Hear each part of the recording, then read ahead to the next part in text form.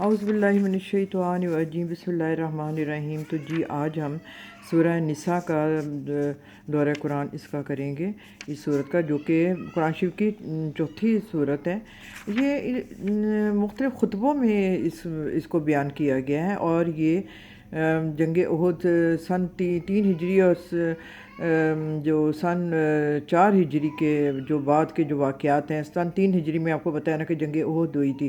پھر یہ کہ بھئی جنگ احد کے بعد جو بہت سارے مسئلے مسائل ہو گئے تھے کہ بھئی مطلب شہادتیں بہت ہو گئی تھیں نا، تو پھر یہ کہ بھئی بہت ساری بیوائیں اور پھر بہت سارے مطلب فیملی سسٹم ہی مطلب خراب ہو گیا تھا نا سارا۔ اتنی شہادتیں ہوئی تھیں کہ بھئی اتنے گھر جو ہے نا وہ خراب ہو گئے تھے۔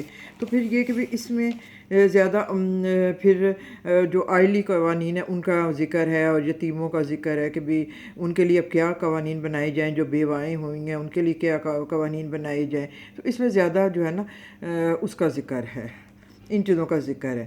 تو پھر یہ کہ بھئی یتیموں کے حقوق کا بہت ذکر ہے اس میں، اور شادیوں کا بھی ذکر ہے کہ بھئی 4 شادیوں کا اس میں جو ایک بہت اہم جو ہوتا ہے ہمارے کہ بھئی 4 شادیاں پتہ نہیں فرض ہیں، تو وہ اس کا جب اس دور میں جنگ احد میں یہ مسئلہ ہوا تھا، تو پھر یہ 4 شادیوں کی اجازت دی تھی، کوئی فرض نہیں تھا۔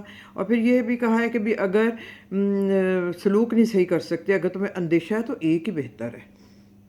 حالانکہ اس دور میں بہت زیادہ ضرورت تھی، کیونکہ اتنی بیوائیں ہو گئی تھیں۔ ہمارے اسلامی معاشرے میں ہے ہی نہیں کہ کوئی بیمار بغیر نکاح کے مطلب رکھا جائے، نہ کسی بیوہ کو نہ کسی متعلقہ کو، تو یہ ہے ہی نہیں۔ تو پھر اس میں یہ کہ بھئی مہر کا بھی ذکر ہے، اور کہ بھئی خوش دلی سے ادا کرو۔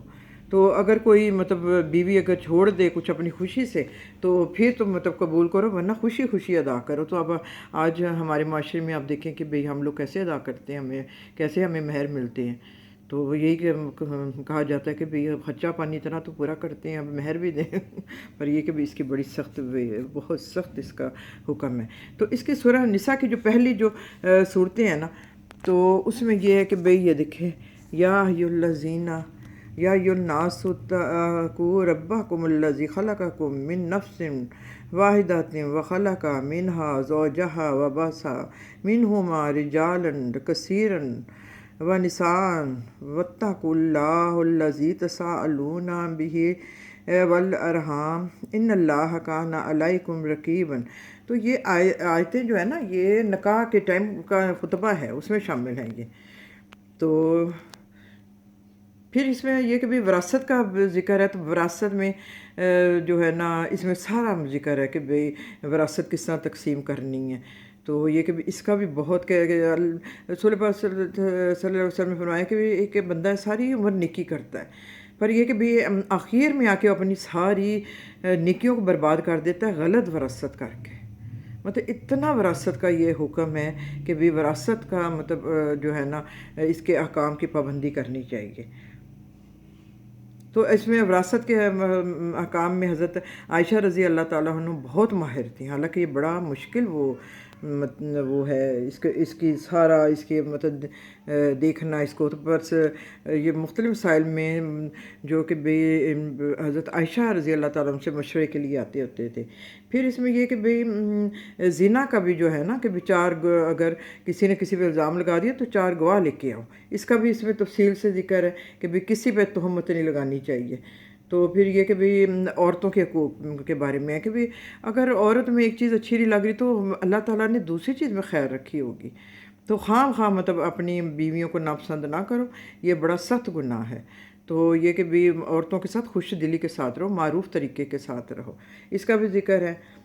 پھر اگر دوسری اس میں یہ بھی ذکر ہے کہ دوسری شادی کو دل کر رہا ہے، تو اگر حقوق برابر رکھو گے تو مطلب پھر ہی ہے، ورنہ مطلب جو ڈرنے والا ہے، جو 2 بیویوں میں ہمیں حقوق تو مطلب انسان رکھنا بہت مشکل ہے۔ تو یہ ہے کہ پہلی کو اگر ڈھیر بھی دے دیا نا سونے کا چیزوں کا، تو وہ واپس نہیں لے سکتے۔ اور پھر یہ کہ جو مرد کی کمائی ہے مرد کی، عورت کی کمائی عورت کی ہے۔ تو اب یہ آپ دیکھ لیں کہ بھی ہمارے معاشرے میں کیا ہو رہا ہے۔ اور پھر یہ کہ جو خاندانی عورت ہے نا، جو ہم کہتے ہیں کہ بھئی جو خاندانی عورت وہ ہوتی ہے جس کا کہ بھی حفاظت کرنے والے، جیسے اس کا باپ، بھائی، بیٹے، خاوند، محسنات ان کو کہا گیا ہے۔ تو ان کے اگر ان سے کوئی غلطی ہو جائے تو ان کی سزائیں اور ہیں۔ تو جو عام عورت جس کی بیچاری کی نہ تربیت ہوئی ہے، جو ایسے ویسے ماحول میں ہے، تو ان کی سزاؤں میں تھوڑا سا فرق ہے۔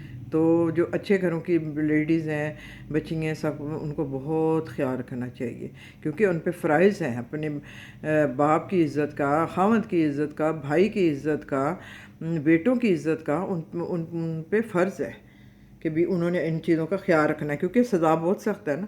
ایک اچھی فیملی میں جو عورت ہے اس کی سزا، اور ایک عام عورت جس کی تربیت نہیں ہوئی غربت کی وجہ سے یا کچھ ایسے اس کو حالات پیش ہو گئے، تو پھر یہ کہ گھر کی جو لیڈیز ہیں نا ان کا ذکر ہے۔ اور پھر یہ کہ بھی جنگوں میں جو لونڈیاں آئیں، پھر جو مطلب قید میں آئیں، پھر ان کا بھی ظاہر ہے کچھ نہ کچھ کرنا تھا، پھر ان کے بھی احکام آئے۔ اور پھر یہ کہ بھی یہودیوں کی منافقت کا بہت ذکر ہے اس میں۔ بنی نذیر جو تھا قبیلہ، اس کو پھر مدینہ منورہ سے نکال ہی دیا تھا، اس نے بہت تنگ کیا تھا، کیونکہ جنگ احد میں جب ناکامی ہوئی تو پھر تو وہ جنگ بدر کی وجہ سے وہ بڑے قریش اور جو یہودی تھے، جو منافقین تھے، وہ بڑے خوش تھے اور ہر طرف تنگ کرنے کی کوشش کر رہے تھے۔ تو یہ کہ بھئی اس وجہ سے پھر یہ کہ بھئی بنو نذیر تو سب سے ہی آگے تھا نا، جو یہ والا قبیلہ، تو اس کو تو مدینہ منورہ سے نکال باہر کیا۔ پھر یہ کہ بھئی جہاد کا ذکر ہے کہ اللہ کی راہ میں لڑو، تو اس میں بھی بہت سارا ہے کہ بھئی وہ کہتے تھے کیوں ہمیں یہ مطلب لڑنے کا کیوں حکم دیتے ہیں، کاش یہ نہ ہوتا۔ پھر یہ کہ بھئی قصر نماز کا بھی ذکر ہے کہ، اور جنگ میں یہ ہے جو تیمم کا ذکر ہے، اور نماز بھی مطلب یہ کہ بھی آپ اپنی جو ہے مختصر کر سکتے ہیں، اس کا بھی ذکر ہے۔ اور پھر اخلاق کا تذکرہ حضرت عیسیٰ علیہ السلام کا بھی اس میں ذکر ہے۔ تو اور یہ کہ بھی تقویٰ جو سب سے بڑی چیز ہے، اگر تقویٰ ہوگا تو یہ سب چیزیں ہم کر سکیں گے نا۔ تو حضرت اچھا، پھر اس میں شراب کو بھی منع کیا گیا ہے۔ شراب کا 3 دفعہ اس کو منع کیا گیا قرآن شریف میں، 3 دفعہ، کیونکہ بہت زیادہ اس معاشرے میں شراب کا وہ تھا، تو پھر اس لیے اس کو آہستہ آہستہ ختم کیا گیا۔ تیسری دفعہ پھر حکم ہو گیا منع کرنے کا۔ پھر اس میں تیمم کا بھی ذکر ہے، جہنم کے عذاب کا ذکر ہے۔ اور یہ ایک خاص پیرا ہے جو میں پڑھنا چاہتی ہوں۔ اور تم سب اللہ کی بندگی کرو، اس کے ساتھ کسی کو شریک نہ بناؤ، ماں باپ کے ساتھ نیک برتاؤ کرو۔ اور دیکھیں مطلب اللہ تعالیٰ کی عبادت کرو اور اس کے ساتھ کسی کو شریک نہ ٹھہراؤ، اور ماں باپ کے ساتھ نیک سلوک کرو۔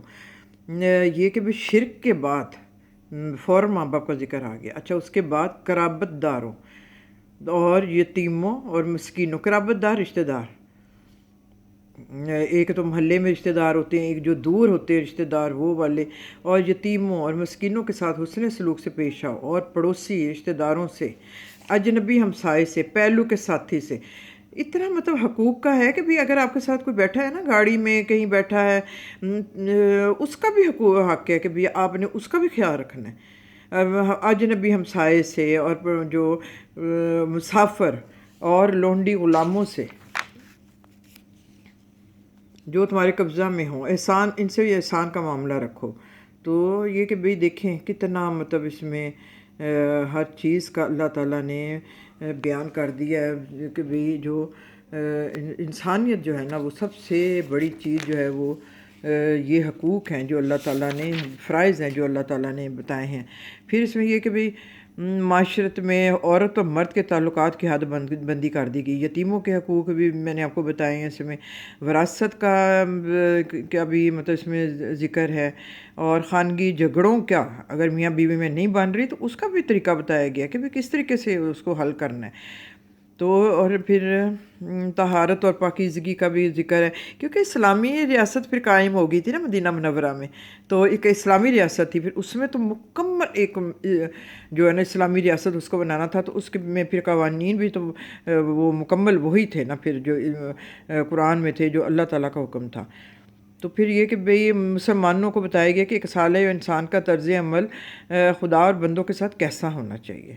ہر چیز کا مطلب فرائض ہے. جو آپ کے ساتھ بیٹھا ہے نا، سفر کر رہا ہے گاڑی میں، اس کا بھی اب ہم یہ نہ سمجھے کہ بھی نہیں جی یہ نیکی ہے، یہ مطلب ہم کر رہے ہیں تو پتہ نہیں کوئی احسان ہے. تو احسان کا بھی دیکھیں ہم مطلب اس کا کیا لیتے ہیں کہ احسان کے بھی جیسے دوسرے کے ساتھ نیکی کی تو ہمیں ہمارے دل میں آتا ہے کہ ہم نے پتہ نہیں اس کے ساتھ وہ اتنا ڈیزرو نہیں کرتا تھا، ہم نے کیا. تو احسان کیا ہے؟ احسان یہ ہے کہ نیکی کر کے جتاؤ نہ، کبھی دل میں خیال بھی نہ لاؤ. اس احسان یہ چیز ہے. اور ہم احسان کو مطلب کیا سمجھتے ہیں. اور پھر یہ کہ بھئی ہر چیز میں ڈسپلن، نظم و ضبط، ہر اس چیز کا مطلب ذکر کیا گیا ہے. تو جی یہ مطلب لیڈیز کے اس میں اتنے حقوق کا بتایا گیا نا کہ بھئی لیڈیز پڑھیں تو وہ بس ان کو مطلب بڑا ہم فخر ہو کہ کتنا ہمیں اس میں دیا گیا ہے، حقوق دیے گئے ہیں کہ بھئی کس طرح اپنی بیویوں کو کے ساتھ سلوک کرنا ہے. کیونکہ آئلی نظام کا، اس اکائی کا، شیطان کو مطلب جو شابش شیطان کس چیز پہ مطلب اپنے چیلوں کو دیتا ہے سب سے زیادہ، جتنے مرضی وہ مطلب لوگوں کو تنگ کر رہے ہیں، مطلب جو میاں بیوی میں جو نفاق ڈلواتا ہے نا، اس پہ وہ بہت خوش ہوتا ہے. تو کیونکہ دنیا میں یہ خاندان جو ہے ایک سب سے اہم اکائی ہے، تو اس میں زیادہ تر ان چیزوں کا ذکر ہے. تو اس کو امید ہے آپ کو سمجھ آئی ہوگی. تو آپ بھی اس کو لازمی اس کو پڑھیں اور اس کو اپنی اس میں ایسی باتیں ہیں کہ اس میں ہم نے اپنی لائف میں اس کو لے کے آئیں، اس پہ امپلیمنٹ کریں. ہم پڑھیں گے تو پتہ چلے گا نا ہمیں کہ بھی اللہ تعالیٰ نے اس میں فرمایا کیا ہے، ہمیں کون کون سے حقوق کا کہا گیا ہے. تو جی امید ہے اب آپ کو سمجھ آئی ہوگی. تو جو اس کے احکامات ہیں، تو پھر اب کل ہم سورہ مائدہ کی تشریح اور اس کا دورہ قرآن کریں گے. سورہ مائدہ میں زیادہ تر نا یہ جو کمائی کے اور یہ خرید و فروخت اس کے احکامات ہیں. تو اب میں آپ سے اجازت چاہوں گی. اللہ حافظ.